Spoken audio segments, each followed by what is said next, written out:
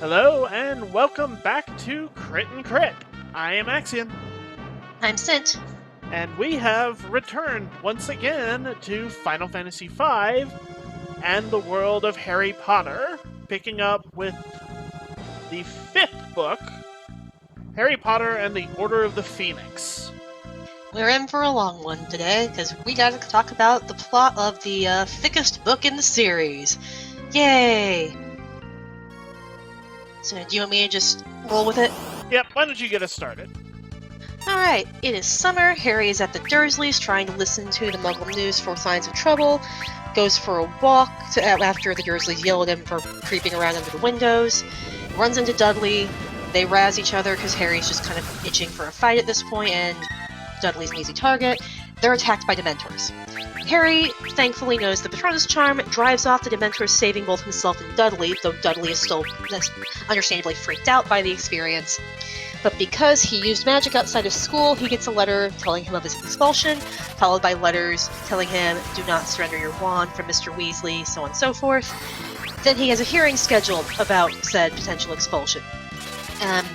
He summarily ends up going to the headquarters of the Order of the Phoenix, which happens to be at Sirius's house. Well, Yeah. Sirius's family house. To explain, the Order of the Phoenix is an anti-Voldemort organization that existed back in the prior era when Voldemort was active, and has been recently revived by several of the adults that we have come to associate with being opposed to Voldemort's actions, particularly the Weasleys, Sirius Black, Professor Lupin, Professor Snape, and a few others. But yeah, he ends up staying there just to make life a little easier. Harry kind of unloads on everyone for keeping him in the dark about things all summer because he's felt very isolated, all things considered. And, well, yeah. So, that's fun. The Weasley twins have been working more and more on their joke shop items, especially considering they have excessive funding from Harry giving them their winnings the prior year. And, yeah. So Harry goes to his hearing, which is incredibly rigged against him. It's not just, hey, talk to the lawyer or the judge about what happened. It's a full tribunal, the full court, and it is heavily stacked against Harry because he's politically inconvenient for Cornelius Fudge now, because Harry, along with Dumbledore, are insisting that Voldemort is back. Fudge very much wants to pretend otherwise because him being back would be bad for, his continued appointment as Minister of Magic.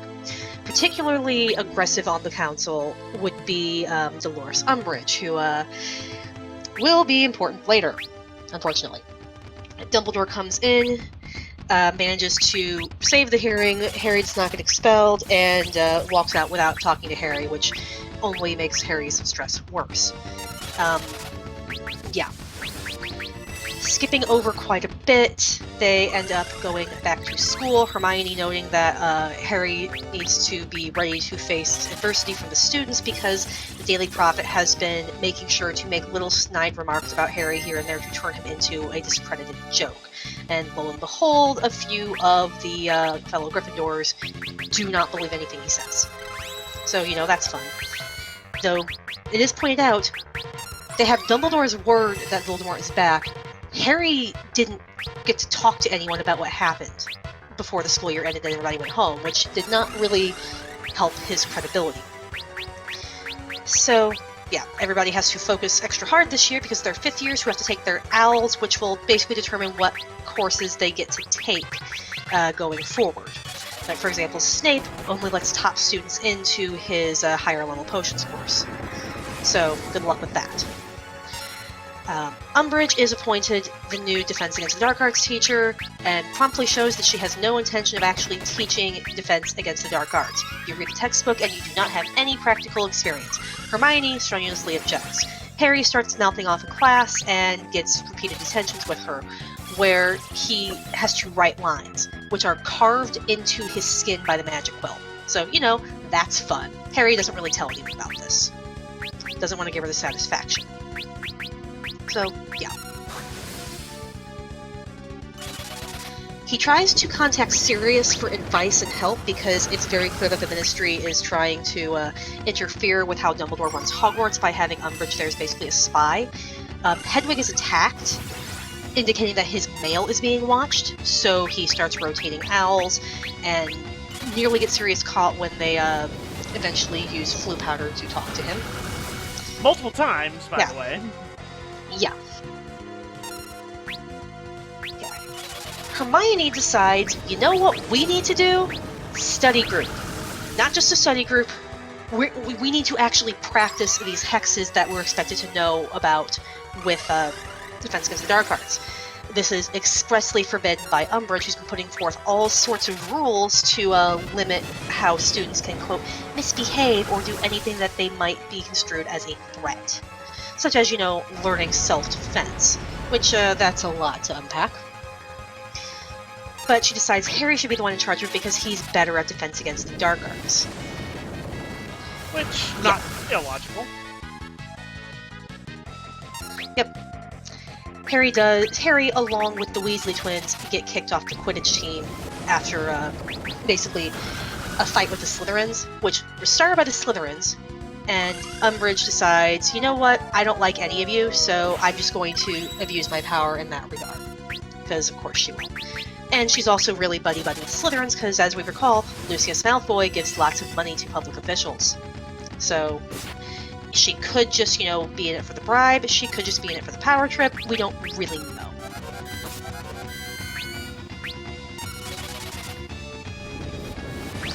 Harry is also having strange dreams that seem to be connected to Voldemort in some way. He doesn't really understand them, but yeah, over Christmas break, he sees Mr. Weasley being attacked, runs to tell Dumbledore, and is basically the only reason Mr. Weasley is found in time, as he's doing something secret for the Order of the Phoenix at the time. He is sent to St. Mungo's hospital, which is the first we've actually gotten to see it. It's been mentioned a few times. So, we see him there along with Neville's parents, and Lockhart, and a few others who will become tangentially relevant later. Bode, I believe, was an Auror, who is attacked and killed while there with a plant that someone sent him. So, yeah. Which is a remarkably clever assassination tactic. You have to at least give them that. Yep.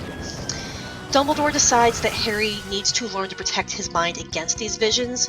Harry isn't fully on board with this because he finds the visions useful, though, well, also the fact that the lessons to protect against this would be taken with Professor Snape, who is good at both legilimency, getting into someone's head, and occlumency, defending against it. Which, is a skill set you kind of want to question. But there you go. So, the lessons do not go well because Harry and Snape can't stand each other. You'd think Dumbledore would have seen that coming, because you can tell people to set aside your differences all you want, easier said than done, and Snape has the mother of all grudges against Harry. Harry reminds him way too much of his father, who, as we get to learn through the backlash of the training, Harry accidentally sees some of Snape's memories, including exactly how badly James Potter bullied Severus Snape when they were in school. It is not an easy thing to get over bullying in many cases, particularly when you go as far as James and Sirius did. Which makes things make a lot more sense as to how Snape still cannot stand being around Sirius and Lupin, and goes out of his way to needle Sirius about being a fugitive and therefore unable to leave the house.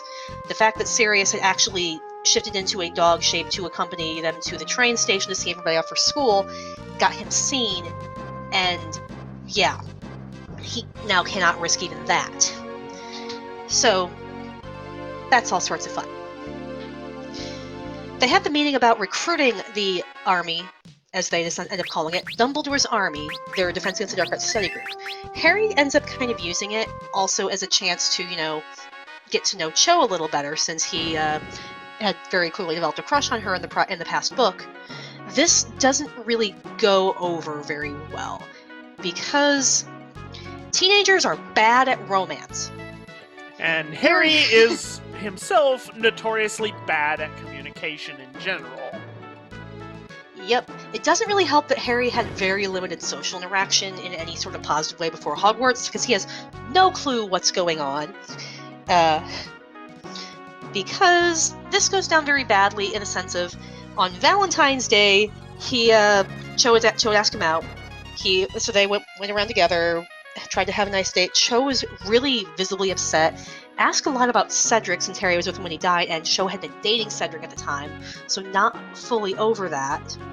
And then Harry mentions that he has to go meet Hermione. Not realizing that if you tell the girl you're on a date with in the middle of the date that you have to go meet another girl, it's not going to sound the way you want it to. What Hermione actually wanted was, I need you to meet me here because I've got you set up with an exclusive interview with Rita Skeeter, whom I'm still blackmailing, so you can tell your side of what happened in a way that the Daily Prophet and the Ministry can't stop you. But she kind of left that as a surprise, which, Hermione could have said something too, but did explain to Harry that you should have said that I forced you and you didn't really want to, but I did want to go because the date was really awkward. It's like, never mind, Harry, you're an idiot. So, Just Harry like gets... Bart's is kind of being an idiot here. Yep. Harry gets the chance to tell his story. Umbridge promptly bans the Quibbler, which is where he publishes it, which they managed to get into the Quibbler because of Luna. They've kind of been more better friends with Luna Lovegood, a Ravenclaw in Ginny's year, this year. Bit of an oddball, but her dad owns the Quibbler, which is we'd probably see it as a conspiracy tabloid, which it kind of is. But, yeah. That's the publication they can get their hands on, which has a wide enough circulation that some people do have their minds changed by having Harry's viewpoint out there. So that's nice. Harry ends up having further problems as several of the teachers end up against Umbridge as well, because she has been given the authority to inspect their competency as teachers, which mostly boils down to whether or not she likes them. Poor Professor Trelawney. Trelawney we've always seen as a bit of a joke when it comes to being a divination teacher, because if you do not have an innate willingness to it, you're going to struggle, as we've seen in her class, but nobody wanted her to get kicked out except Umbridge. And Dumbledore stops her from being fully kicked out and finds a replacement before Umbridge can in the form of the centaur Firenze. Dumbledore very much enjoys this. Umbridge does not like non-humans, which also means Hagrid gets to be on the chopping block. This also goes over well, especially because since they have Professor Grubbly Plank subbing in for a while, they get safer and more competently taught Care of Magical Creatures lessons throughout the year until Hagrid comes back, which is worrying because you can like someone and still acknowledge that they're not very good at what they do. And Hagrid doesn't think through his lessons very well. So yeah, he and Trelawney both end up in a pretty bad spot due to Umbridge's evaluations, especially because she takes the Slytherin's words at higher value than anybody else's, because they're already on her good side, and whoever said corruption was not a thing. Anyway, Cho's friend Marietta ends up selling out the Defense Association, or Dumbledore's army, depending on what they want to call it. Which Gets triggers caught. a backfire hex that Hermione placed on Their sign-up sheet. Yeah, the sign-up sheet and the little talismans that they carried around to kind of use to help schedule things. She had these little things that looked like fake coins that, at a basic inspection, would pass as it's just a coin. Yep. But if you knew where to look and how to look, would have the date, time, and location of the next meeting appear on the side. Yep, which is funny when that happens because the older students in the group are just like, wait, how did you do that? Protean Charm? That's like Newt standard. That's 7th tier stuff. How did you do that? studied, and just treats it like it's no big deal because it's Hermione. Yep. But yeah, so Harry is caught after everybody else scatters and dragged up to Dumbledore's office, where a few Aurors, including some Phoenix Order of the Phoenix friendlies like Kingsley Shacklebolt, are there, who, while they're discussing this, manages to wipe Marietta's memory so she can't sell out the group. Dumbledore takes the fall and vanishes, which puts Umbridge in charge of Hogwarts. Now, this is where we should clarify something. In the movie, which probably more people are going to remember more clearly than the story, Dumbledore vanishes by calling Fawkes out, grabbing onto him, and then poof, puff of smoke, he's gone. In the book, it's actually a little different. Dumbledore rises from his desk and hits Umbridge, Filch, and a couple of the representatives from the Ministry, including Kingsley Shacklebolt, who is on his side, but playing up that he's still working freely for the Ministry, with some kind of stunning spell. I don't remember exactly what it was. And then while they're incapacitated, leaves Hogwarts by more mundane means. He simply just walks out. Yep, I don't actually remember the movie, so that says a lot about me. Yeah, in the movie they have this whole big scene where Fawkes flies around the room and Umbridge panics and Filch is trying to grab him, and then he flies over Dumbledore, and Dumbledore reaches up with both hands and grabs him by the legs and claps his hands at the same time, and then there's a puff of light and smoke and he's gone.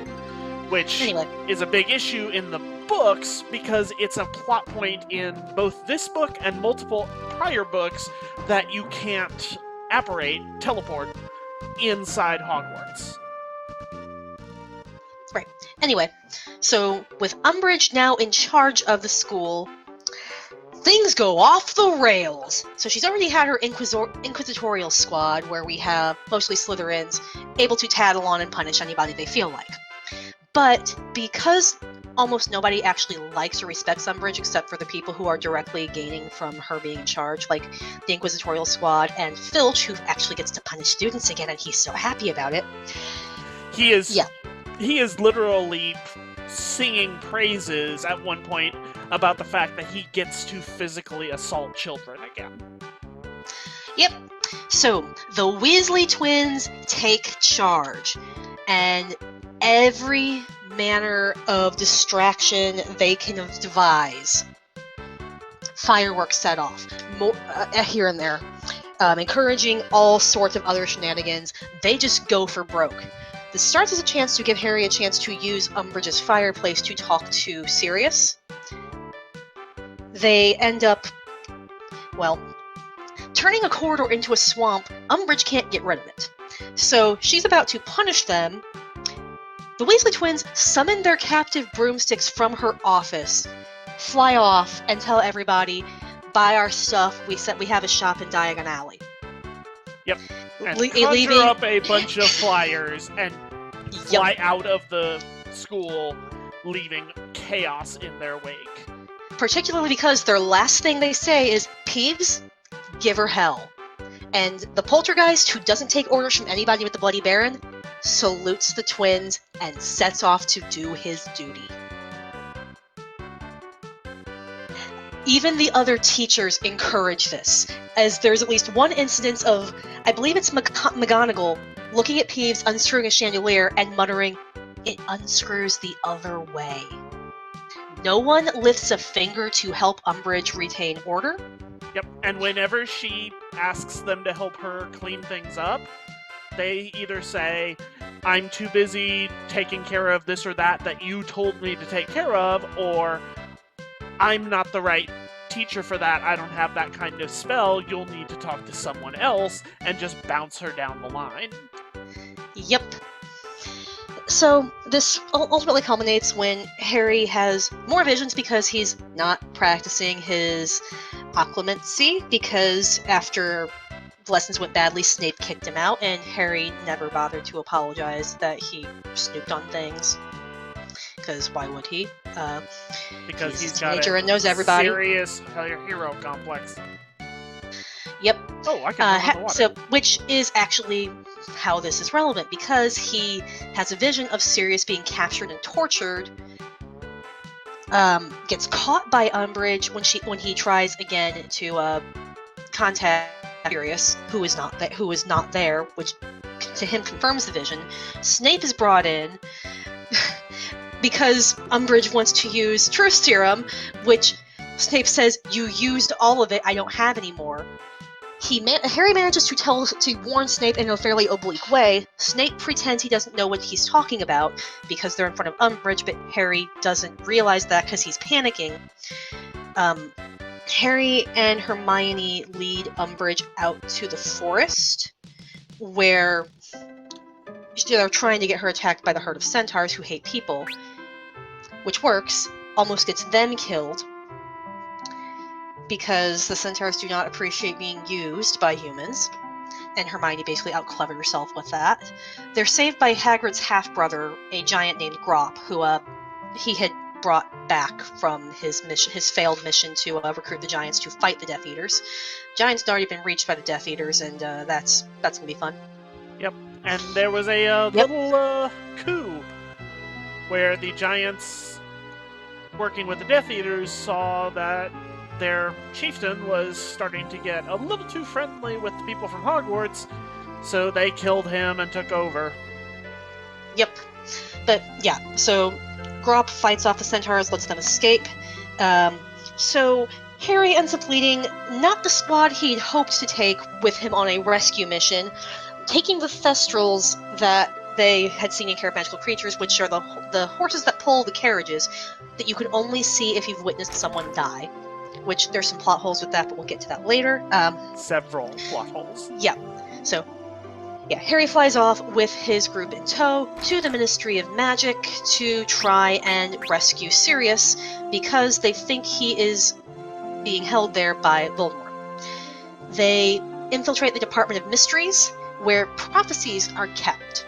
And this turns out to have been a trap planted in a fake vision that Harry was allowed to see, specifically to try and lure him there, because, as mentioned, he had been called out earlier for having a bit of a saving people thing. Harry was not content to wait and let the adults handle this. He had to go handle it himself, and yeah, this doesn't go very well. Suddenly there are Death Eaters everywhere, and very, very nasty spells getting flung around. Yep, though they do actually manage to hold their own fairly well, considering they're a bunch of 14 and 15-year-olds against fully trained, fully grown adults. Dumbledore, Sirius, and I believe a couple others show up as well to save them, though Sirius is ultimately killed and falls through a strange gateway, never to be seen again. The fighting continues, and several prophecy orbs are destroyed, including the one that Voldemort had been specifically looking for. Which, once all the dust settles and they're back at Hogwarts and Dumbledore is able to talk to Harry in more detail, we learn was about a child born at the end of July, prophesied to bring about Voldemort's downfall, to parents who had defied him 3 times. And Harry says, yeah, it's about me. Well, that's the thing, says Dumbledore. It could have been about you, but Neville Longbottom also met those criteria. It became you because Voldemort decided it was you. So there you go. You are destined to kill Voldemort one day. You don't really have a choice about this. Or he's going to kill you. Yep. Neither can live while the other survives. You are fated to face each other in combat, and one of you's not making it out. Have fun, kid. So, yeah, Umbridge is removed from Hogwarts. Voldemort's reappearance is undeniable now that he was in the Ministry building. We need to talk about how Umbridge is first removed from Hogwarts, because it's a nasty piece of work.